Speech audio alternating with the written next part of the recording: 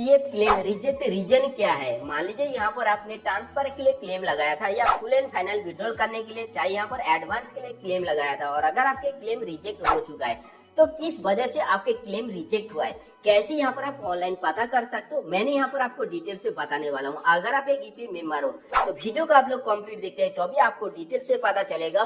Claim करने के बाद अगर आपके क्लेम रिजेक्ट हो जाता है तो क्या प्रोसेस आपको यहाँ पर फॉलो करना है, तो अभी यहाँ पर आप आगे का प्रोसेस फॉलो कर सकते हो।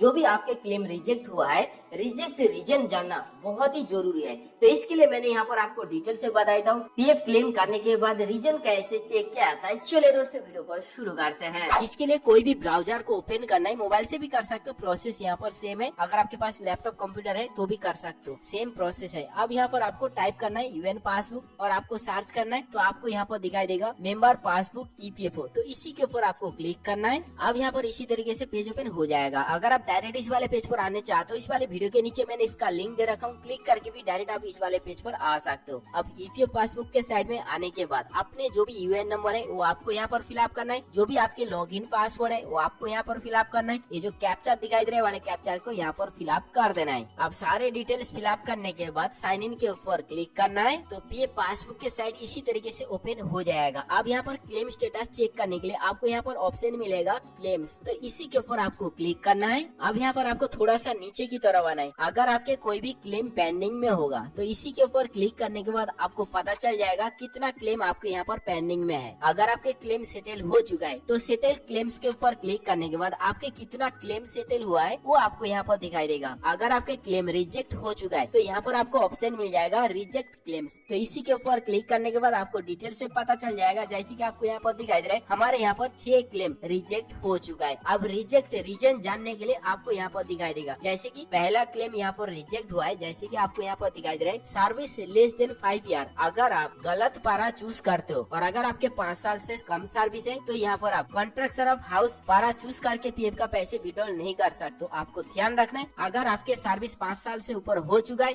तो यहाँ पर आप कंस्ट्रक्शन ऑफ हाउस चूज करके पीएफ का पैसे विड्रॉल कर सकते हो, नहीं तो आपके पास इसी तरीके से रिजेक्ट आ जाएगा। जैसे कि मेंबर नाम डिफर, अगर आपके नाम में प्रॉब्लम होगा तो यहाँ पर इसी तरीके से रिजेक्ट आ जाएगा। जैसे कि आप यहाँ पर देख सकते हो पुराने मेंबर आईडी का पैसे न्यू मेंबर आईडी में ट्रांसफर करने के लिए यहाँ पर रिक्वेस्ट लगाया था तो यहाँ पर रिजेक्ट हो चुका है। ध्यान रखना है दोनों मेंबर आईडी में नाम सेम होना चाहिए, तभी यहाँ पर आप पुरानी मेंबर आईडी का पैसे न्यू मेंबर आईडी में ट्रांसफर कर सकते हो। अगर आपके नाम में एक भी स्पेलिंग में मिस्टेक होगा तब भी आपके पास इसी तरीके से रिजेक्ट हो जाएगा। अगर आपके क्लेम ऑलरेडी सेटल हो चुका है तो अगर आप दोबारा भी क्लेम कर दो तो भी आपके पास इसी तरीके से रिजेक्ट आ जाएगा। जैसे कि आपको यहाँ पर दिखाई दे रहा है क्लेम ऑलरेडी सेटल, तो यहाँ पर एक बार क्लेम सेटल होने के बाद अगर आप दोबारा सेम क्लेम को करने चाहोगे दोबारा तो यहाँ पर आपके इसी तरीके से ऑलरेडी सेटल दिखाई देगा, क्लेम रिजेक्ट हो जाएगा। जैसे कि आपको यहाँ पर दोबारा दिखाई दे रहा है मेंबर नाम डिफर, अगर आपके दोनों मेंबर आईडी में नाम सेम नहीं होगा तो यहाँ पर आपके क्लेम रिजेक्ट हो जाएगा। अब यहाँ पर देख सकते हो 3 बार यहाँ पर सेम केस के वजह से रिजेक्ट हो चुका है। अगर आपके पिताजी के नाम में भी प्रॉब्लम होगा, अगर आप चाहते हो पुराने मेंबर आईडी का पैसे न्यू मेंबर आईडी में ट्रांसफर करना है तो भी यहाँ पर नाम सेम होना चाहिए, पिताजी के नाम अपने नाम यहाँ पर सेम होना चाहिए, नहीं तो इसी तरीके से रिजेक्ट आ जाएगा। तो यहाँ पर इसी तरीके से चेक कर सकते हो। अगर आपके डेट ऑफ लिविंग डेट गलत अपडेट हो जाए तो यहाँ पर इसी तरीके से रिजेक्शन आ जाएगा, जैसे कि आपको यहाँ पर दिखाई दे रहा है। तो यहाँ पर आप फुल एंड फाइनल पीएफ का पैसे विड्रॉल नहीं कर सकते हो। आप यहाँ पर देख सकते हो मैंने और भी अकाउंट को ओपन किया है, जैसे कि आप यहाँ पर देख सकते हो क्लेम ऑलरेडी सेटल। अगर आप एक बार क्लेम कर लेते हो और अगर आपके क्लेम एक बार सेटल हो जाता है, अगर आप दोबारा यहाँ पर क्लेम करते हो आपके पास इसी तरीके से क्लेम ऑलरेडी सेटल करके रिजेक्ट आ जाएगा। तो यहाँ पर आपको समझ में आ गया कैसे आपको यहाँ पर क्लेम स्टेटस चेक करना है। जैसे आपके रिजेक्ट का रीजन पता चल जाएगा उसके बाद आगे का प्रोसेस यहाँ पर आप फॉलो कर सकते हो। मान लीजिए आपके पिताजी के नाम गलत है तो यहाँ पर आपको पहले क्या करना है, पिताजी के नाम करेक्शन करना है, उसके बाद आपको पुराने मेंबर आईडी का पैसे न्यू मेंबर आईडी में ट्रांसफर करना है। इसी तरीके से अगर खुद के नाम में कोई भी प्रॉब्लम होगा, कोई भी स्पेलिंग में मिस्टेक होगा, पहले आपको क्या करना है, नाम में करेक्शन करना है, उसके बाद आपको पुरानी मेंबर आईडी का पैसे न्यू मेंबर आईडी में ट्रांसफर करना है। अगर आपके सेटल हो चुका है तो यहाँ पर इसी तरीके से रिजेक्शन आते रहेगा। आपको यहाँ पर एक बार चेक कर लेना है कि आपका क्लेम सेटल हो चुका है या नहीं हो चुका है। अगर आपके क्लेम सेटल एक बार बार हो चुका है, दोबारा यहाँ पर आप पुरानी मेंबर आईडी का पैसे न्यू मेंबर आईडी में ट्रांसफर नहीं कर सकते हो। तो यहाँ पर आपको डिटेल से पता चल गया, मैंने यहाँ पर आपको A to Z बता दिया। अगर आपके साथ भी प्रॉब्लम होता है, बार बार क्लेम रिजेक्ट होता है, पहले आपको यहाँ पर रीजन जान लेना है, उसके बाद आपको आगे का प्रोसेस फॉलो कर लेना है। दोस्तों ये था छोड़ने वाली जानकारी को, अगर आपको अच्छा लगा लाइक शेयर कमेंट करना ना भूले।